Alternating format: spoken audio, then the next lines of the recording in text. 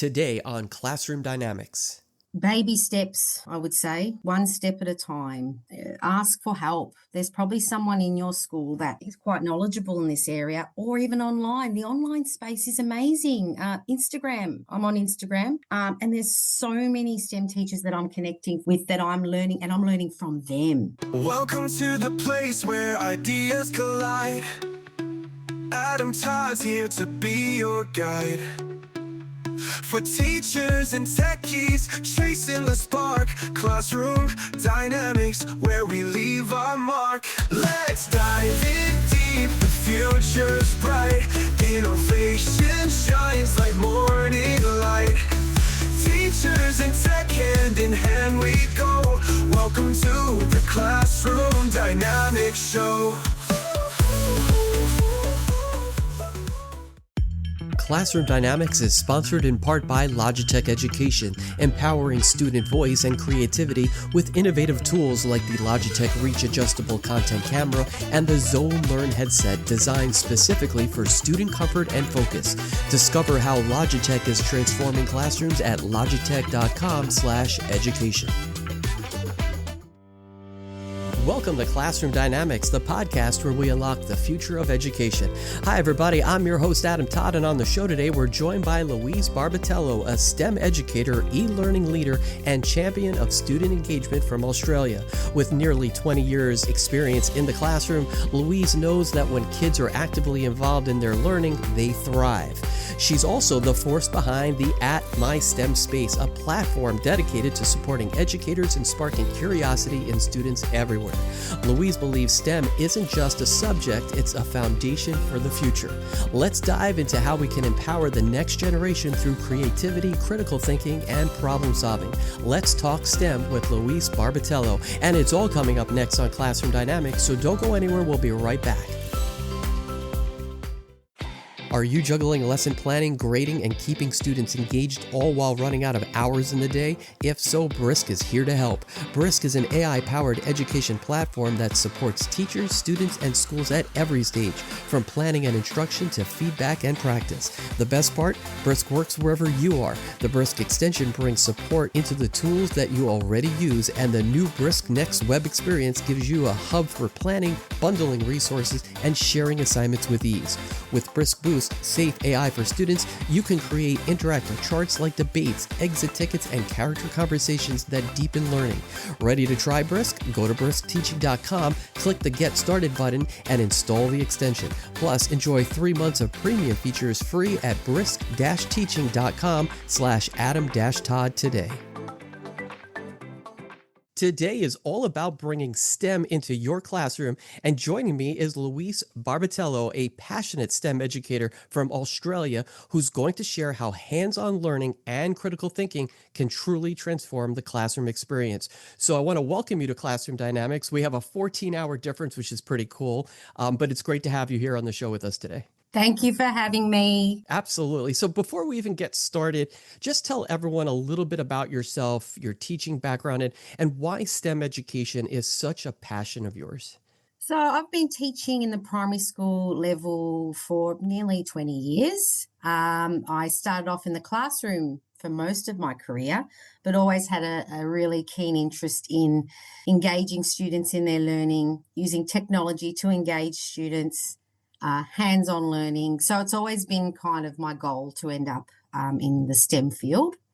So I've been in the STEM educator for 4 years now.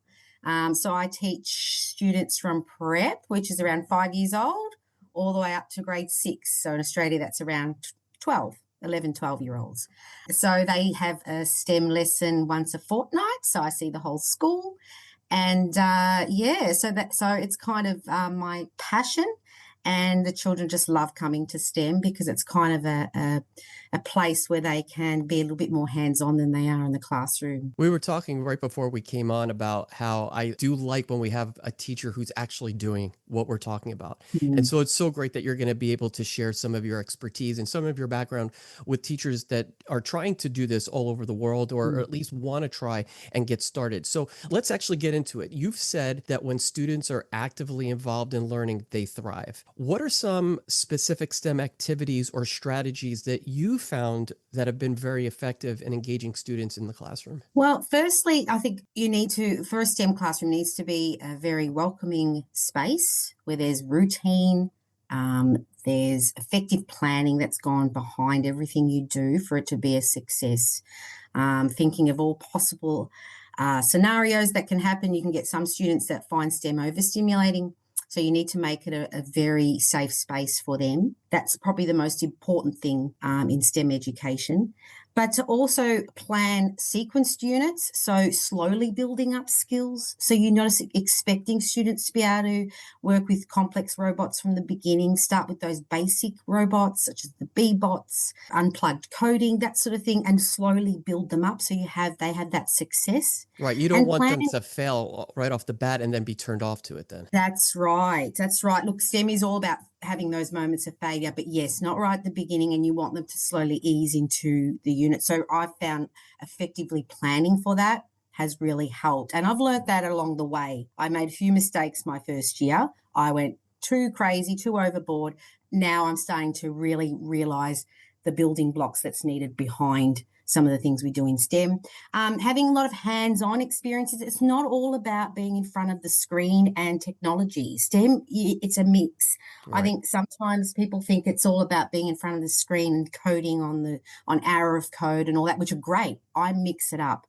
So we have a lot of hands-on activities as well, such as real world kind of things. So I've got the students in my grade 3 class designing a shoe for their teacher, and they're going to build a prototype. I've got my grade 1s at the moment researching at home what robots they have at home, what machines they have at home, and then they're going to come back to STEM and design and build a robot that could help out around the house. So designing a skate park. There's the egg drop challenge we always do around Easter time, but then we do a lot of awesome coding and robotics activities too that the kids just love. Octo Studio, Lego's a great one. Lego Spike, kids love that. Indie robots, stop motion, making animations. So it's really about having that variety to engage those students, because some students love coding, love robotics, but can't stand the group work teamwork that's involved in STEM challenges. And that's where a lot of work needs to go into the program to build up the students' abilities to work in teams, because that's a big part of STEM. But you get those students, some of them, most of them are great, but those students that, no, I want to work by myself. No, I don't. And they have that conflict. So, you do need to mix up the STEM program. So it's not all about teamwork. There are moments when they're working individually. But, so just having that variety to engage all learners. So some teachers add the art component to it just to make it STEAM now. So instead of just STEM, obviously. So why do you think that's such a great bonus way to get kids into STEM thinking, especially like you said, with your first graders who are, going at home and looking at robots? I would assume they're doing a lot of hands-on artwork with that then. Yes, they are. Look, we don't call it STEM. We do have separate art lesson, but yes, they are kind of doing some form of either digital art, or they're doing some sort of building art activity. So they know they design a little bow for their shoe or the cushioning for the shoe. So yes, there definitely could be also called STEAM, which I know some schools do to incorporate it all. I just wish I had more time to be able to do even more of that. But yes, it is a lot of creativity involved in STEM as well. Time, right? Time is a teacher's worst enemy, especially with something really cool with STEAM and projects and hands-on work, group work. Even if the kid is working by themselves to start or part of a project, if you don't have the time, it's so hard to get that curriculum connection in with whatever connection you're going with, right? That's right. Spot on. It's the hardest part, I think. We used to have 45-minute STEM lessons. That just wasn't working. It was actually causing a lot of stress for the children, because by the time you'd come in, introduce, talk about it, go and start, all right, stop building. And, they're just starting to get into that thought of all their wonderful ideas. So moving to 1 hour has really helped. That's why I only see them once a fortnight now, but it's working really well. But kids don't want to leave the STEM room. They can we just stay and do STEM for another hour? They love it. They can't wait for their STEM lesson. So time is a big, I think we just need more probably funding and money put towards STEM for that. But It can be incorporated in the classroom as well, though. So this is where I think we need to start looking at how STEM could be more a part of the everyday classroom. And it's true too. While the kids are coming in, time is moving, right? They're settling down, time is moving. You're introducing, time is moving. And it is true. A lot of times you will only have 20 or 30 minutes tops to get started. And once you do get started in that time frame, it is almost time to stop, clean up. So yeah, time is usually a big problem for teachers. Very often you're going to even hear a student say something like, and it doesn't have to always be during STEM. It could be in other curriculum areas, but STEM, a lot of times you'll hear a kid say, I'm never going to have this on my plate when I grow up. Why do I need to know this? This is a waste of time, especially when math comes into play and things like that. Sometimes in the curriculum areas where they may not feel as comfortable. How do you help students see the real world connections between STEM concepts and the world that's effectively around them all the time? Yeah, that's a really good question. I like to create my STEM challenges around kind of real world problems or around careers in STEM. So, at the moment it's National Science Week here in Australia. So we're doing a lot of science-based activities. We learn about some of the scientists around the world. I make sure the beginning of the STEM lesson, we kind of have some sort of introduction where they can see how it's relevant. So, for example, we might be doing a space unit, learning about space, and then the students design and build a prototype of a Mars rover, for example. My grade 5s learning about sustainable living, the importance of sustainable living. They are learning about that in their classroom as well. And then in STEM, they're designing and building a prototype of a sustainable house. And they love that. And that involves a lot of research. The grade preps are learning about the weather and real world. Let's go outside. Let's observe the weather. Then they use Seesaw and draw what they can observe. Use their voice to record. So going outside is important. And yeah, because we want students, especially there's been research around there are less females entering the STEM fields. So we want to engage those students as well, girls, male, female, but we want to show that there are, STEM is real, STEM is in the workforce, STEM is around us. And that's why I kind of create my units around real world kind of areas. And I really love that you're using multiple avenues to get there with the technology, with paper and old-fashioned pencils, so to speak, and kind of mixing that up. I think that's such a great way to show them that, yes, things around us are not always going to be technology-based, but using different levels of it or different aspects of it really does the trick in the end. Exactly right. Get outside. Even I just had the students go home, look around your house, draw what robots and machines you've got around your house. They didn't even realize that they were robots and machines. Get out there, draw, explore. So yeah, just connecting, making those connections where we can. I try and do as much as possible with that. We're going to take a quick break, and when we come back, more with Louise Barbatello, so don't go anywhere. We'll be right back. Logitech Education is transforming the classroom experience, helping teachers teach, students learn, and ideas take flight.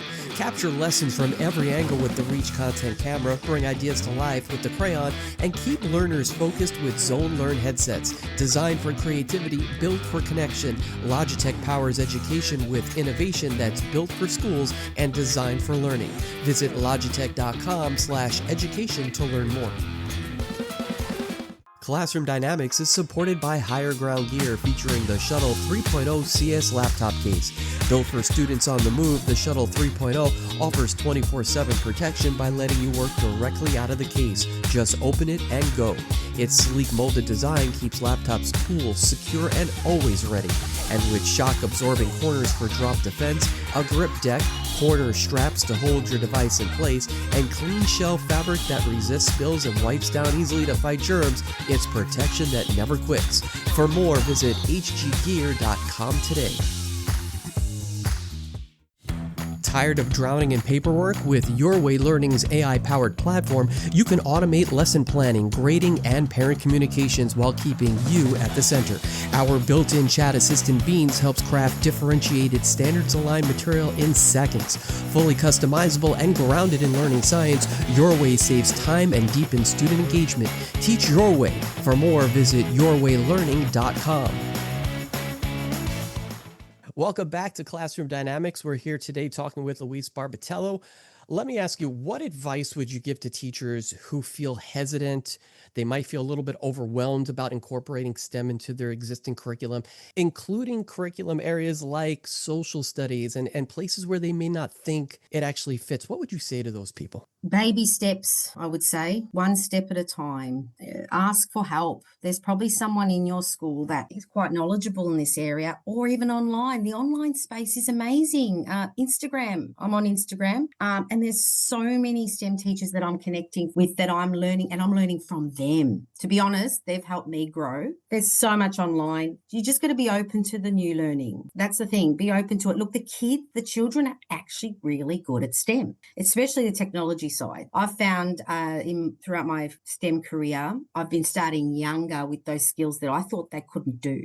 So, for example, creating a Google slide or a PowerPoint presentation. I always waited to the grade 3 and grade 4, but now I've started with my little grade 2s who are around 7.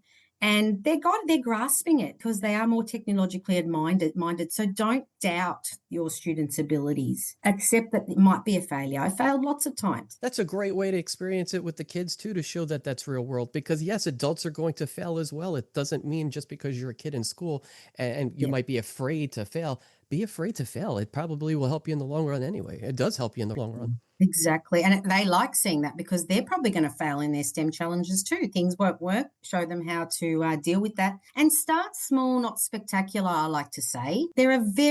Sticky tape is your friend as a STEM teacher. Paper and sticky tape. Start with a simple STEM challenge. You don't need, the fancy 3D printers, the fancy robots to start off with. There are lots of ideas for more simple activities to start you off. I think a lot of STEM teachers get scared of those complicated robots. You can build on that. I spent hours learning how to use certain robots. There are people that are happy to come out and show you how to use things, but start simple, just so you don't get overwhelmed. Reach out. I know people do worry about resources. Reach out to the community. I'm always putting out something in the newsletter saying, look, I need hand paper towel tubes, or I need old CDs. Reach out to them, and you usually get someone who can help. And collaborate. Find a space where you can collaborate and share, and you will get help that way as well. I found asking ChatGPT and using AI to just ask for some really basic STEM ideas for certain grades in certain curriculum areas for certain times of the year. Oh, you can get an amazing amount and sometimes you might have thought about it, right? But there might be that one that pops up and say, oh, I have that string. I'm going to use that now. I know exactly what I'm going to, and it sparks that idea. So definitely use AI to help you as a teacher as well, right? Definitely. I used it a lot this year, and it saved me a lot of time, even just like you said, to reword my thoughts into a nice little program. So yes, definitely. I'm a big fan of ChatGPT, not relying on it solely, but to help you. Exactly. As a source to help you. But there is so much online, and a lot of conferences too, free conferences. Like I've just signed up for one with Makey. If you've heard of Makey circuit sets, the kids love those, but they're always offering free PDs, free virtual workshops. So I'm just jumping on those, and I'm still learning. Learning. Teachers love free. I love free. I love free. Let me ask you, was there ever a moment where a student had such a breakthrough during a STEM lesson that maybe changed the way they view STEM? Forget about you as the teacher, but the way they viewed it. Yes, that's a great one. I do see this. It's normally when I first have them in prep, when they're just firstly fresh at school. This is when you can have students who struggle with teamwork and getting them to want to be a part of a team. You're sometimes going to get the blocks throwing, I don't want to do this, guiding them through that. By the time they get to grade 1, they know what's expected. They know how to handle it. They felt that it was safe enough space to be themselves, and they don't ask to be on their own anymore, because it's just celebrating those small wins with them, making them believe in themselves. Again, planning for those situations, planning ahead, making sure there's room for success. And then I find, it only takes a couple of lessons for them to realize, look, here is a place where we work as a team. You are valued. And then it kind of just develops from there. I just was teaching my little ones how to just sign into a Chromebook. Which is a process. That's a process. Oh, I was so tired afterwards. But I thought, no, I'm going to step out of my comfort zone and start early because I think I was starting too late. And the teachers do it in the classroom already and they do a wonderful job. So I wanted to support them in STEM to also get them more confident with the computer. And we had some very stressed. Oh, how do I do a capital letter? Oh, I can't hold Shift and A at the same time. And when they did do it, oh, you did such a great job. And they go, oh, can we go on the Chromebook again next week? So just celebrating those small wins. But for me, I found planning well. Don't overplan. Give space for when these things pop up. So you've got time to guide those students. Make sure you have a backup activity for those that are steaming ahead. So then you can spend time with those other ones that might need some support. Even sometimes, I know it seems basic, but just taking off sticky tape off a reel of sticky tape or using scissors, just those skills as well. Some students need a lot of help with, but you get some students who are so creative, they just take off. And at times I choose teams and I mix them up with those students that can kind of take a leadership role, ones that are great at listening, ones that want to be guided a little bit, and ones that are super creative. You don't want to mix too many of the same type of students together. So at times I do choose teams, especially when they're a bit older. I find that helps as well, a mixed ability group. But having a safe space where mistakes are valued and it's okay is probably one of the most important things as well. Well, I couldn't agree with you more. 100% totally agree with that. We're going to take another quick break. And when we come back, we'll wrap things up with Louise. So don't go anywhere. We'll be right back right after this. Results matter. For 45 years, Catapult Learning has partnered with districts to raise achievement, strengthen teaching, and deliver measurable student growth. From New York City classrooms to schools nationwide, our community-based teams provide high-impact tutoring and professional development that align with each school's culture. Educators feel supported, students close the gaps, districts see results. Catapult Learning, the proven partner in education. For more, visit catapultlearning.com today. Looking to spark excitement in your classroom and save time? Head over to Highly Motivated on Teachers Pay Teachers. From engaging lesson plans to creative lap books and test prep tools, these resources are designed to inspire learning and take the planning stress off your plate. Highly Motivated, motivating teaching resources that engage and inspire. For more, search Highly Motivated on Teachers Pay Teachers today. Welcome back to Classroom Dynamics. Let me ask you about your At My STEM Space and what that's all about. What inspired its creation and how do you hope it evolves in the future? Well, it started off really honestly as a place to get some help because I started off in this STEM role. I already had lots of ideas, but I wanted a place where I could connect to get more ideas and to kind of make sure I was on the right track. So I started that at the beginning of my STEM journey, and now it's kind of taken off where I'm collaborating with other STEM teachers around the world, even classroom teachers who want to add a bit more STEM into their classroom. So it's kind of just a way. I really just wanted a space as well where I could help other STEM teachers, give out ideas, share some of my beliefs. I've reached that part in my career where I'm seeing the importance of balancing technology and getting students as well off the screens. I'm starting to get concerned that students are on the screens too much. And some people are like, oh my God, you're a STEM teacher. Like,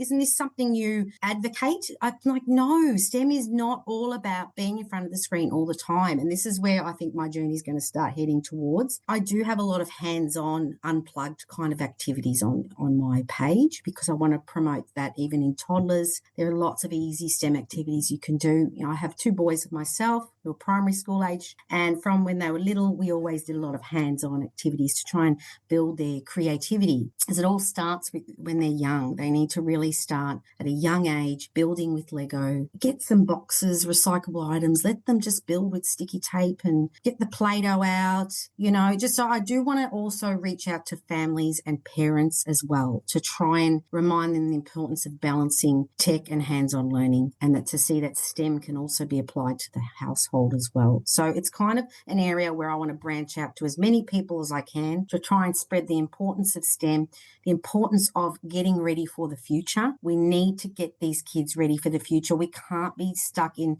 thinking these are the same kids that we used to teach 20 years ago. Or even 5 years ago. It is. Like AI has taken off, I think.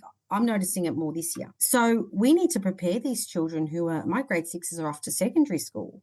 They need to learn how to be safe and smart and use AI correctly and safely. And that's why we're now incorporating in STEM a little bit more about being safe online, being cyber safe, So it's a big space. The technology with STEM, it's just a massive, massive space. So I just wanted a way to reach out to as many people as possible to support, to collaborate, to get ideas from. And I must say, the US, I'm meeting a lot of amazing STEM teachers in the US. I've made so many online friends now. So some of the things that they're doing, and the UK are just amazing. So I'm just in awe of the work that's going on around the world. Isn't that great to know that your passion project, just so you can learn a little bit more, so that you can almost turnkey that into your kids, has that kind of a reach?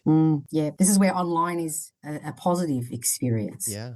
I mean, look at this, right? We're 14 hours difference. You couldn't do that several years ago. That wouldn't have been a thing. We couldn't get this information out to people this way. Could you have done it through social media? Yeah, maybe. But when you really can talk one-on-one and hear that person going back and forth in a conversation on the other side of the world, no less, on 2 different days, no less, like we're doing here. It's pretty cool when you can incorporate that and bring that down to your kids, right? Absolutely. Well, listen, Louise, it's been amazing having you here today. Your insights, your passion for STEM education, it's just a reminder that when we empower students to think critically and create boldly, we're not just teaching, we're actually shaping the future.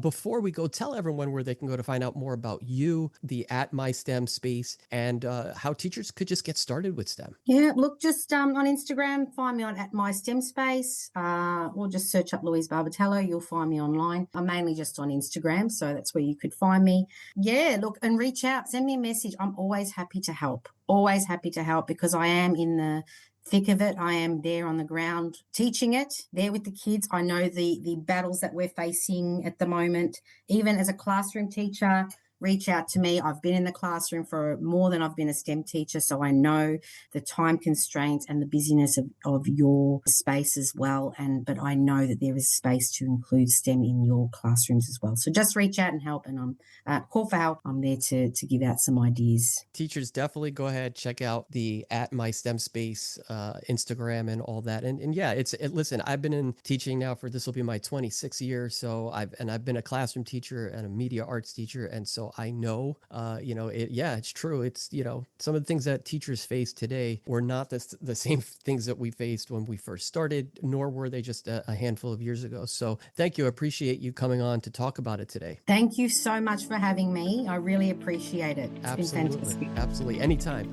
For those of you who have been listening, thank you for tuning in today, and make sure that you share what you've learned or any takeaways or reflections that you've had, and tag us on X at Class Dynamics or on Instagram at Classroom Dynamics Podcast. You can also find all of our links, including information about our sponsors, on our link tree, which is at Classroom Dynamics. We always look forward to hear your thoughts on our episodes and sharing the different ways in which you're using what you've learned. You can also help support Classroom Dynamics with as little as $3 a month at classroomdynamicspodcast.buzzsprout.com. Once again, I'd like to thank Louise Barbatello for joining us today on Classroom Dynamics. Thank you for the time. Great conversation, and good luck to you with At My STEM space and all the other things that you're doing with your kids in your class. Thank you very much. Well, that's a wrap on this episode of Classroom Dynamics. I hope today's conversation sparked something meaningful for you, maybe a new idea, a fresh perspective, or just a little boost of motivation to take back to your classroom.